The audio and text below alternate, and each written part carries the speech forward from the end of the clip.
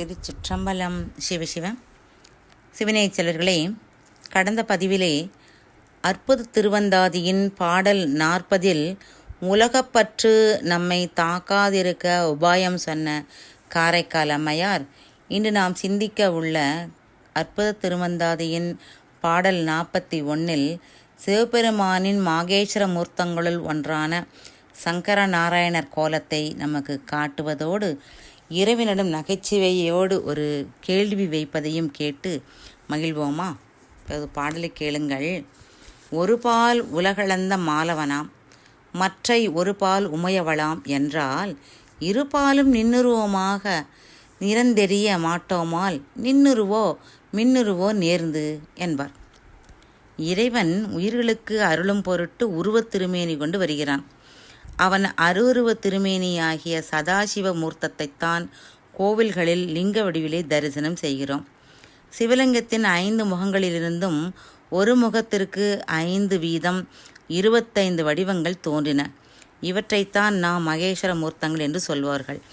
இந்த மகேஸ்வர மூர்த்தங்களோடு வேறு சில வடிவங்களும் இணைந்து 64 வடிவங்கள் சிவமூர்த்தங்களாக அருள் பாலித்து வருகின்றன. சிவனுடைய 5 முகங்களிலே ஒரு முகம் சத்யோஜாத முகம். அந்த முகத்திலிருந்து தோன்றிய மூர்த்தங்கள் எவையெல்லாம் தெரியுமா? உமாமகேஸ்வரர், லிங்கோத்பவர், ஹரிஹரமூர்த்தி, சுகாசனர், அர்த்தநாரி. இந்த 5 முகங்களிலே ஒன்றுதான் ஹரிஹரமூர்த்தம் அல்லது கேசவார்த்த மூர்த்தம் அல்லது மாலுருபாகனார் என்று சொல்லப்படக்கூடிய மூர்த்தம்.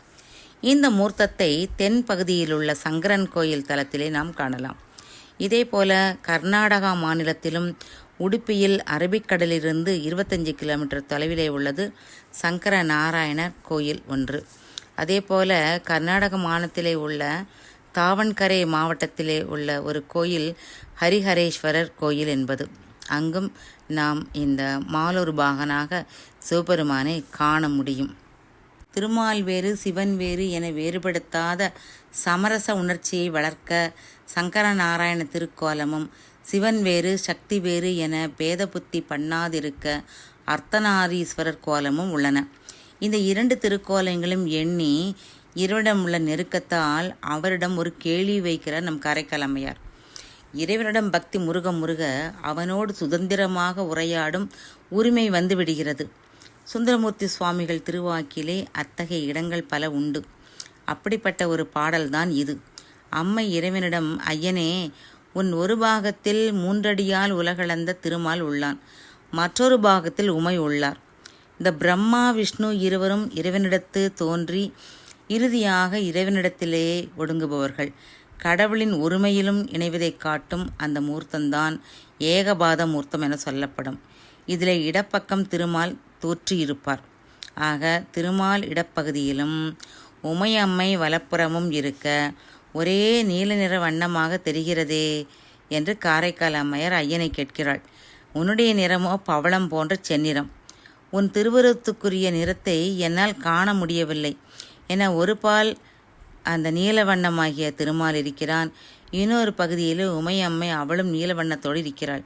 ஆக உன்னுடைய நிறமே மறைந்து எல்லாம் நீல வண்ணமாக தோற்றமளிக்கிறது. பொதுவாக திருமாலும் உமையவளும் இடபாகத்தை மேற்கொண்டிருப்பதாக சொல்லுவார்கள். ஆனாலும் இங்கே வேடிக்கையாக சொல்ல புகுந்தமையால் இன்ன பாகம் எனச் சொல்லாது அவரொரு பாதி இவளொரு பாதி எனில் நீ எங்கே இருக்கிறாய் என் கேட்பது போல காரைக்கால் அம்மையார் பாடியிருக்கிறார். இந்த பாடலில் இறைவன் சங்கர நாராயணராய் காட்டப்படுவது சேரமான் பெருமாள் நாயனாரின் பொன்வண்ணத்தாதி பாடல் ஒன்றை நமக்கு நினைவூட்டும்.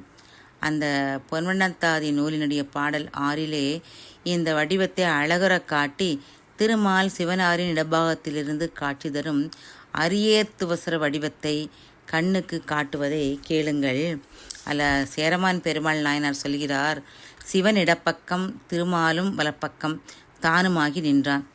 அவ்வமயம் இடப்பக்கம் துளசி மாலையும் வலப்பக்கம் கொன்றைப்பூ மாலையும், இடத்திலே பொன்னாடையும் வலத்திலே தோலாடையும், இடது பக்கம் சக்கரமும் வலது பக்கம் மானும், இடப்பக்கம் கருநிறமும் வலப்புறம் செந்நிறமுமாக இருந்தன.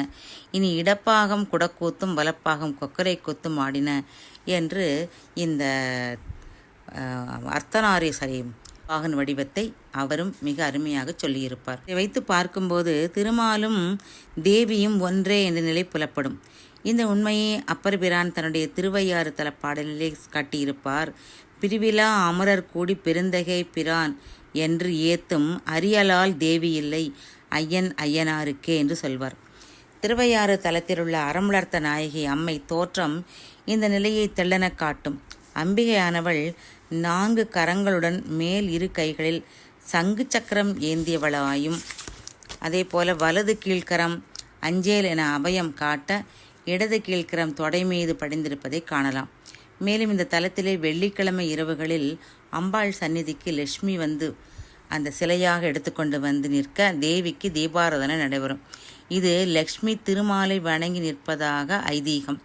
இதன் வழி திருமாலும் தேவியும் வேறு வேறு அல்ல என நமக்கு காட்டப்படுகிறது.